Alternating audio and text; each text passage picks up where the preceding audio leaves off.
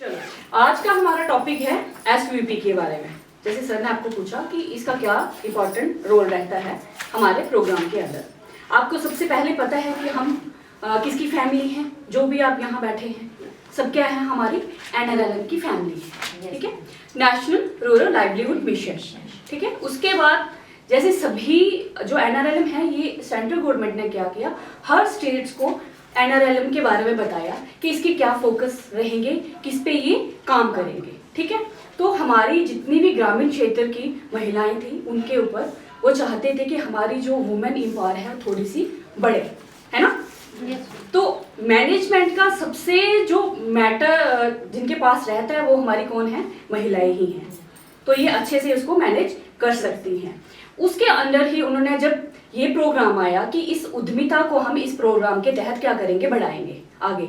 उस किस प्रकार बढ़ाएंगे। अब कोई ना कोई गवर्नमेंट इनिशिएटिव तो लेती है ना। तो अर्बन एरिया में तो काफी सारी स्कीम्स हैं, उनके पास इंडस्ट्रीज हैं, काम करने के लिए बहुत सारे जरिए हैं। लेकिन जो हमारे ग्रामीण क्षेत्र के लोग हैं, हम नहीं चाहते हैं कि उनको काम करने के लिए अपना एरिया छोड़ के कहीं बाहर जाना पड़े। तो उनके वहीं पे उन्होंने रिसोर्सेज बना दिए, है ना। कोई ना कोई आपके यहाँ पे भी तो काफी सारे रिसोर्सेज ऐसे होंगे जिनको हम आगे बढ़ा के कुछ ना कुछ अपना काम, आजीविका या काम करके कारोबार, जैसे आप बोलते हैं, कारोबार बढ़ाने के लिए कहीं ना कहीं से तो हमें हेल्प मिल जाती है। तो इसलिए उन्होंने सबसे पहले क्या किया, NRLM ने, EDI ने, जब हमारे जो है सेल्फ हेल्प ग्रुप्स चल रहे हैं, है ना, तो सबसे पहले वो काम करना चाहते थे इनके साथ। क्या बोलते हैं कि जब EDI बोलती है कि एंटरप्रेन्योरशिप को हम क्या करेंगे, बढ़ावा देंगे, है ना। तो उसके अंदर उन्होंने एक SVP का प्रोजेक्ट लॉन्च कर दिया। आपको सबसे पहले हमने ये भी बोला है कि 2011 मॉड के अंदर ही आते हैं, तो उसने भी इसको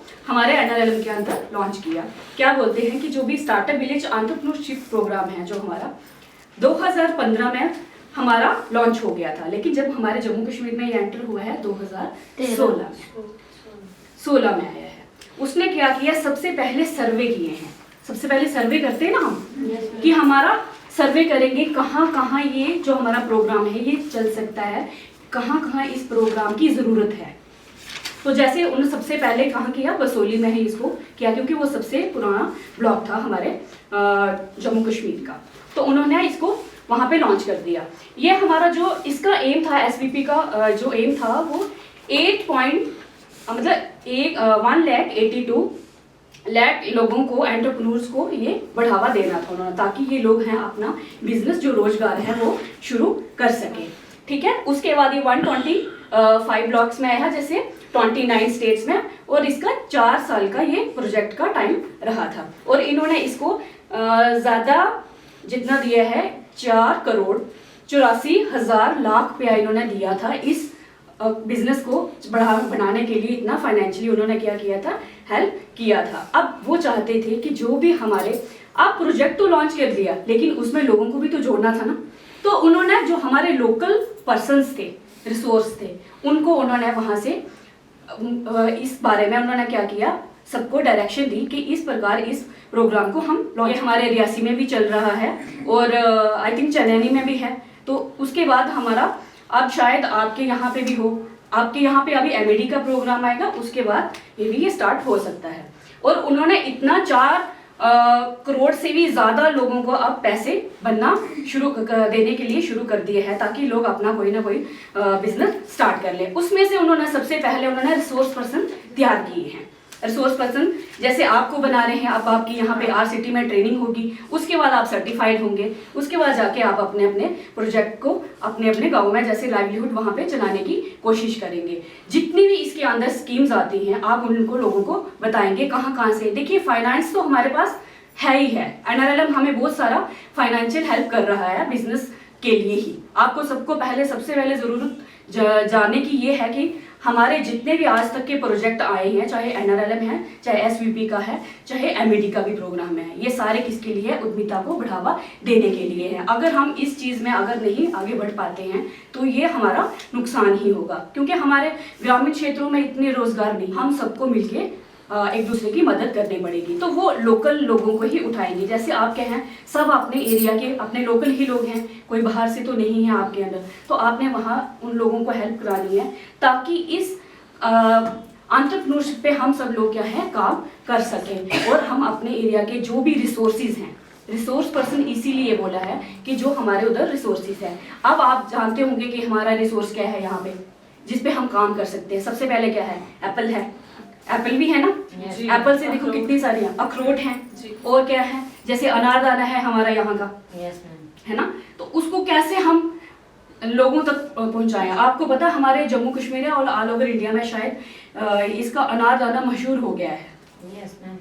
रामबन का जो अनारदाना है और कलाड़ी है ना, ये कितनी सारी हो गई है। तो उन चीजों पे ही हमें ज्यादा काम करना है जो हमारे यहाँ के रिसोर्सेज है।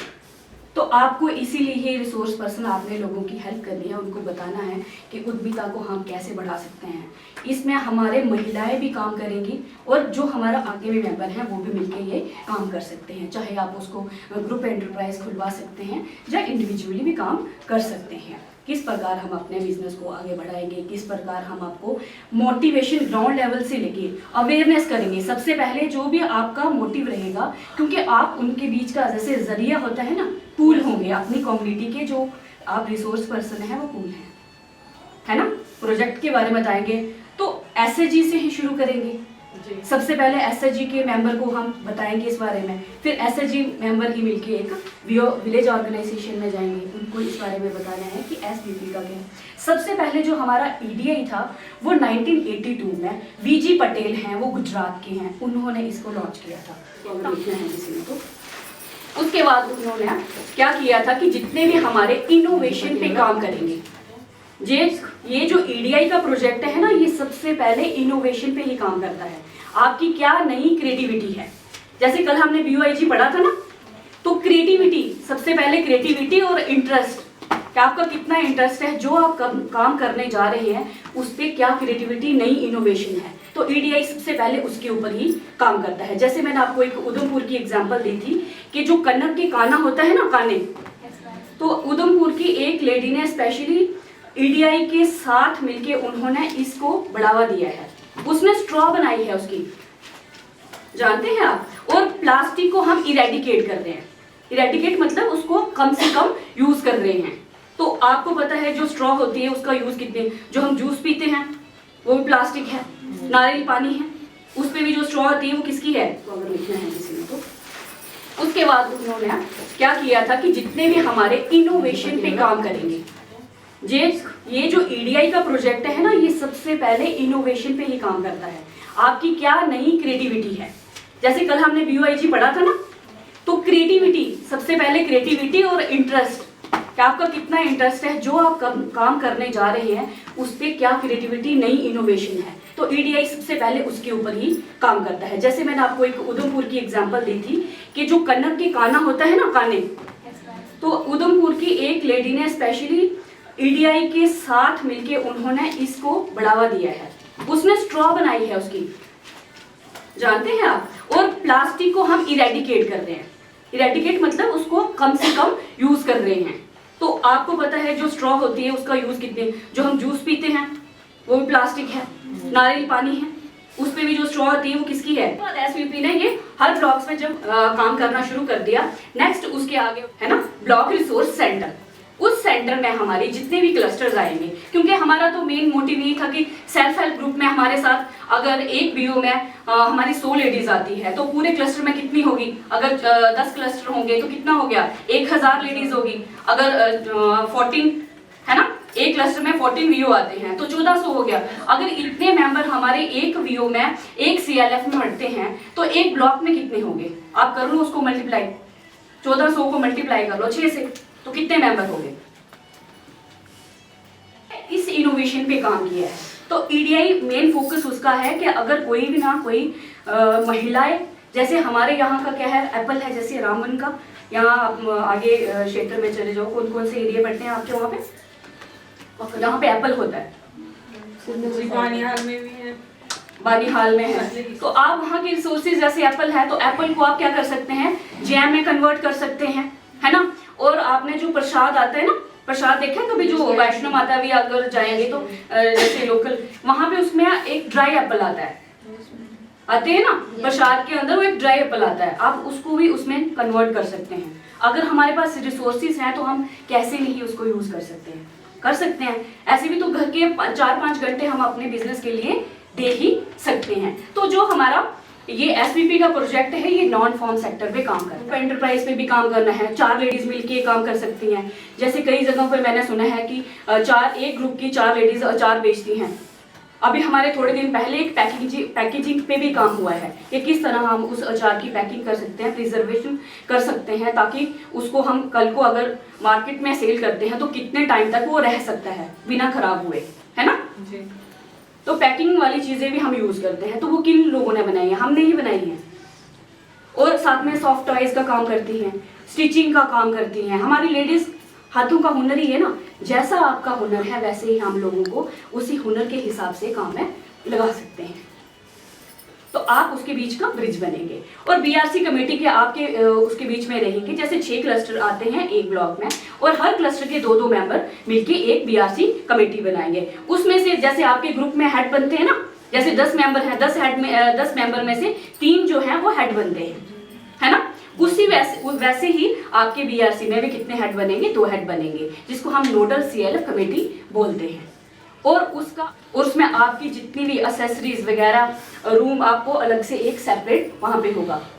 और उस टाइम जो भी आपके हेड होंगे, आपको पता है बीटीसी में कौन हेड होता है, बीपीएम सर होते हैं, ब्लॉक प्रोग्राम मैनेजर होते हैं। जब एसवीपी आएगा तो वहां पे एसवीपी में एक मेंटोर होगा जो आपके साथ कोऑर्डिनेट करेगा।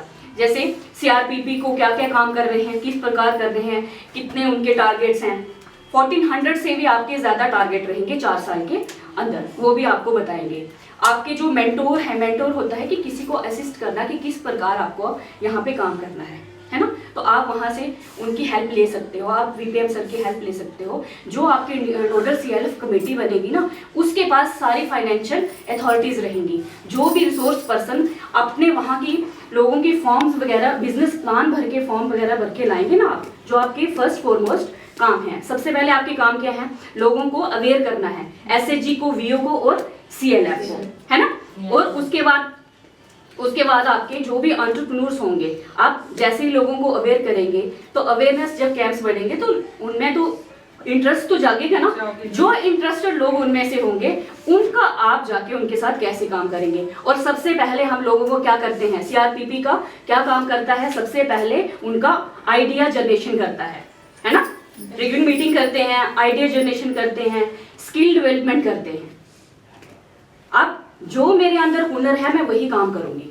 अगर मैं काम कर सकती हूँ तो आप मुझे मोटिवेट करेंगे ना, आपको ये काम आता है पार्लर का, तो आप ये पार्लर का काम कर सकते हैं। अगर कोई इनोवेशन है नहीं तो उस पर इनोवेशन पे भी काम कर सकते हैं, क्रिएटिविटी है। कोई सॉफ्ट टॉय का काम करना चाहता है, कोई किसी के पास अचार बनाने की कैपेबिलिटी है ना। फिर ही उसी के हिसाब से हम उसका क्या करते हैं, बिजनेस प्लान बनाते हैं, लोन फॉलोअप्स करते हैं, प्लस उसको हैंड होल्डिंग सपोर्ट करते हैं। जब उसके लोन फॉलोअप उसके साथ हो गया, फाइनेंशियली उसको क्या हो गया, हेल्प मिल गई है, और उसके बाद जब उसका बिजनेस स्टार्ट करने से लेके उसका बिजनेस सक्सेस होने तक का आपके उनके साथ काम रहेगा। फर्स्ट 6 मंथ की हमने उनकी क्या बननी है, पीटीएस, परफॉर्मेंस ट्रैकिंग शीट, ठीक है। क्या बनेंगे उनकी पीटीएस।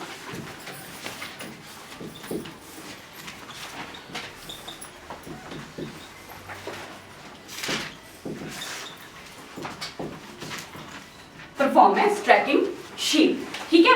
ये रहेंगी जैसे जैसे वो अपना काम कर। ट्रैकिंग शीट बनने का मतलब ये होता है कि जैसे देखिए, जो भी आपने बुक कीपिंग का नाम सुना है कभी, बुक कीपिंग नाम सुना है ना, तो वो इसमें जो अपनी एंटरप्रेन्योर है, जो भी बुक कीपिंग करेगा, क्योंकि ऐसा कोई भी एंटरप्रेन्योर नहीं होता है जो बुक कीपिंग नहीं करता है।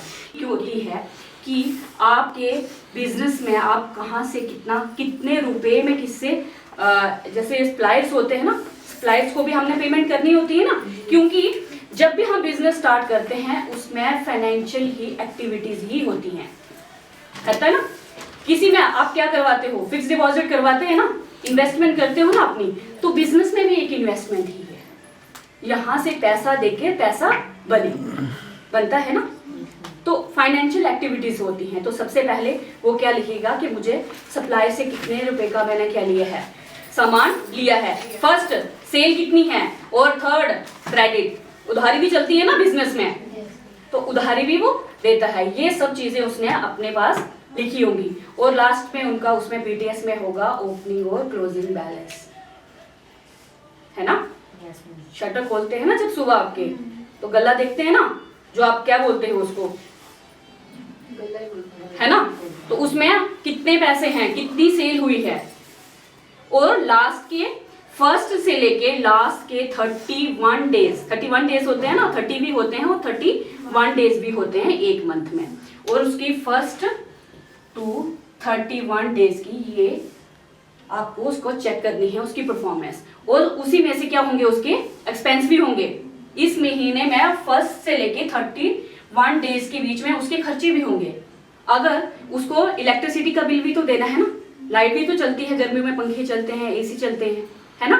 इलेक्ट्रिसिटी बिल्स भी उसको देने हैं, इनके भी होते हैं ना हमारे गांव, कार वॉशिंग के करते हैं ना, कुछ बिजनेस करते हैं ना उसमें भी, जिसके बाद हम गाड़ियां धुलवाने के लिए जाते हैं, उसका पानी का बिल भी होगा, इलेक्ट्रिसिटी भी जनरेट होगी। तो जितनी इलेक्ट्रिसिटी यूज होगी उतना बिल भी आता है ना, ठीक है। और प्लस हमारे उसके जितने भी और भी एक्सपेंस होंगे, अगर जिसने सप्लायर से उसने लाया है, कितने के सामान लाया है, वो भी उसको वहाँ पे उसको पैसे देने हैं, और वो तो उसको देनी ही है।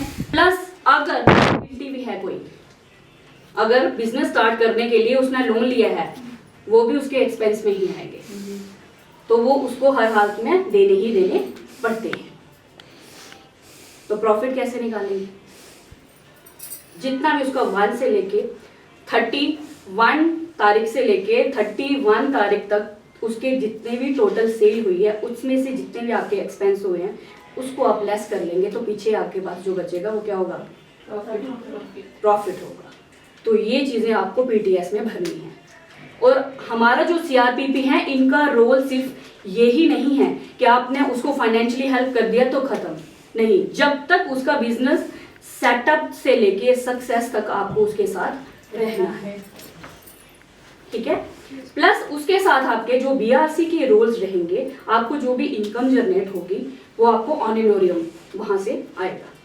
आपके परफॉर्मेंस, जिस तरह से हमें परफॉर्मेंस रहेगी उसी हिसाब से हमें इनकम जनरेट होती है। बीआरसी में आप बीआरसी का ये सबसे पहले फोरमोस्ट रिस्पॉन्सिबिलिटीज उनकी ये रहती हैं, उनको सीआरपीपी के साथ कोऑर्डिनेट होता है। जितने भी आप फाइनेंशियली लोगों को हेल्प करेंगे, जितने भी आप वहाँ से उनके बिजनेस प्लान बनोगे, वो बीआरसी उसके ऊपर अपना इंपॉर्टेंट रोल प्ले करेगा। जो आप फॉर्म्स भर के लाओगे, आप उसको अमाउंट, क्योंकि जो बीआरसी कमेटी होती है उनके पास ये भी अथॉरिटी होती है कि वो आपका जितने आप हो सकता है किसी मेंबर का 50,000 का फॉर्म भर के लाए हो, बिजनेस प्लान जो है जहाँ हो सकता है 1 लाख के नियर बाय लाए हो, तो वो उसमें से उनका जो अमाउंट है वो कम ज्यादा भी कर सकते हैं।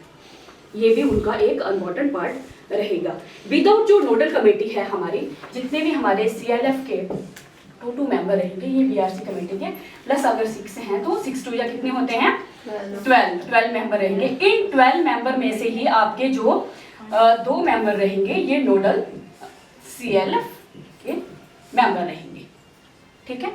इनके पास सिग्नेचरी अथॉरिटी होगी,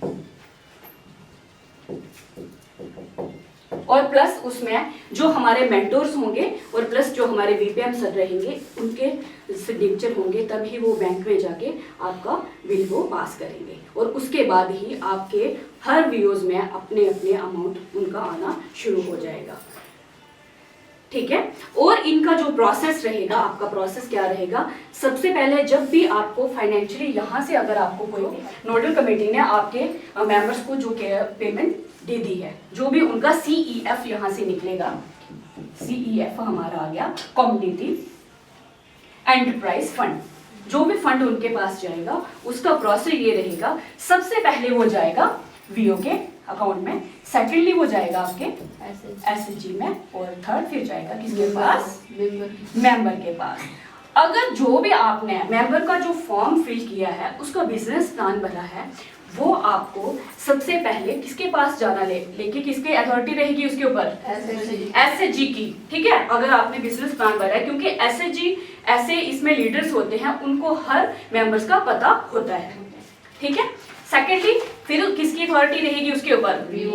वीओ की। और वीओ के बाद आपकी CLF का इसमें मेन रोल प्ले रहेगा, क्योंकि जो इसके ही CLF के टू मेंबर रहेंगे वो ही क्या होंगे, BRC कमेटी मिलकर बनाएंगे। और लास्ट में आपको जाके CLF की साइन स्टैंप होगी, तभी आपका जो लोन है वो अप्रूव होगा। और फिर जाके वो आपका फॉर्म जो है BRC कमेटी के पास जाएगा, फिर वहां से अप्रूव होके आपके वीओ में, वीओ से SHG और SHG से के पास मेंबर के पास जाएगा, और फिर एक्चुअली इंक्यूबेशन स्टार्ट हो जाएगा। देखिए सबसे पहले ये है कि SVP का मेन मोटिव क्या था आने का। सबसे पहले वो रहेगा इकोनॉमिक इकोसिस्टम, है ना। इकोनॉमिक इकोसिस्टम क्या मतलब होता है कि चेन बनती है हमारी। इकोनॉमिकली क्या होता है, फाइनेंशियली हम क्या हो जाते हैं, वेल्थ स्ट्रॉन्ग हो जाते हैं। मेन मोटिव ये रहेगा। सेकंड क्या होगा, अनएम्प्लॉयमेंट क्या होगी, रिड्यूस होगी, है ना, क्योंकि हमारे जो यूथ है फ्री है, अनएम्प्लॉयमेंट, उनके पास एम्प्लॉयमेंट नहीं है, तो इससे वो क्या होगी, उनकी अनएम्प्लॉयमेंट भी कम होगी।